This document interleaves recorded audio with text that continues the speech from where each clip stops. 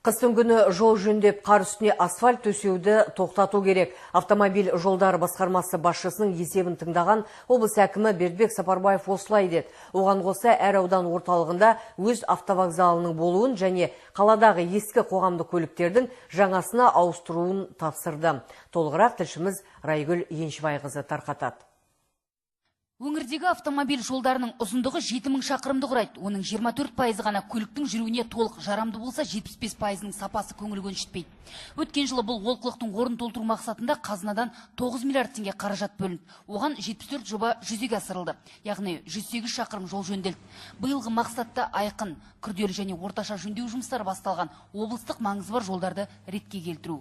Үлкен бізде проект биыл деген путепровод саламыз. Мына Азиевтің астында Ақтөбе Мартөк дейтін жолына шығатын жақта соған неге саламыз. Ол тек сол путепровод емес, путепроводқа бер жағына қосылатын жолды да, оны да қазір деген жобалық құжаттарын дайындап жатырмыз. Жобалық сметалық құжаттарын. Соны дайындап, ойлаймын деген биыл оны да бастап кетеміз деген. Сонда біздер көп мәселені, мына Ақтөбе Орск жолын бастадық қазір деген. 4 полоса болып жол деген.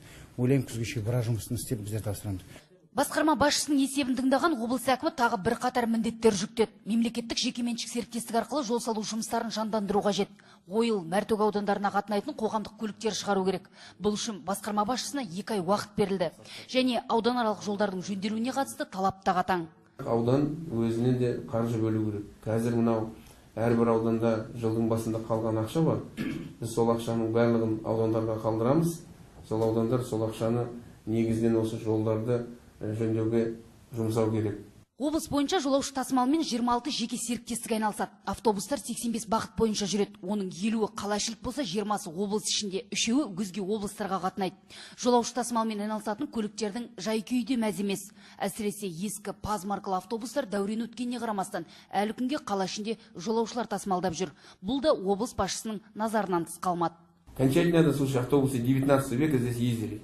Қараңдар, какие автобусы ездят по городу. Вот это пазики, этих пазиков вообще нигде нету. Масқара, по областному центру ездит пазики. Автобусы парк алып келеді деді, автобус жоқ. ЭБР алып келеді деді, автобус жоқ. Анау алып келеді деді, автобус. Сейчас, по-моему, очень много желающих.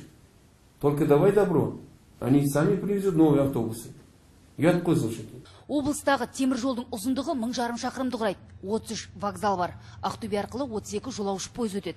Облыс басшысы осы вокзал маңын базарға айналдырған жабайы саудан ретке келтіріп, оларды өзге жерге көшіруді тапсырды. Еске салсақ, қаладағы Шевченко көшесіне асфальт жауған қармен араласып төселген болатын. Оның үстіне кешқұрым ширақ қимылдаған жұмысшылар тас жолды небәрі 3 сағаттың ішінде төсеп қойды.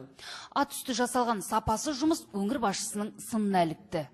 Я запрещаю, чтобы зимой делали ремонт.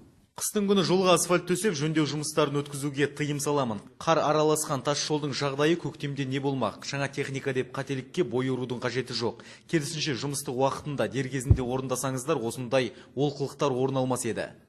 Облыс және аудандық маңызы бар жолдардың жөнделуі, қаржының ұсынықты жұмсалып, толық игерілуі негізгі талап. Сондай-ақ жиын барысында жолға қатысы бар бірқатар мекеме басшылары тыңдалды. Атқарылуы тиіс ауқымды жұмыстар айтылды. Облыс орталығындағы ақылы автотұрақтарды жөндеп, жол белгілерін реттеу тапсырылды. Әр ауданның орталығында автовокзал болуы тиіс. Ал жол ақысын төлеу үшін электронды билет қолдану уақыт талабы.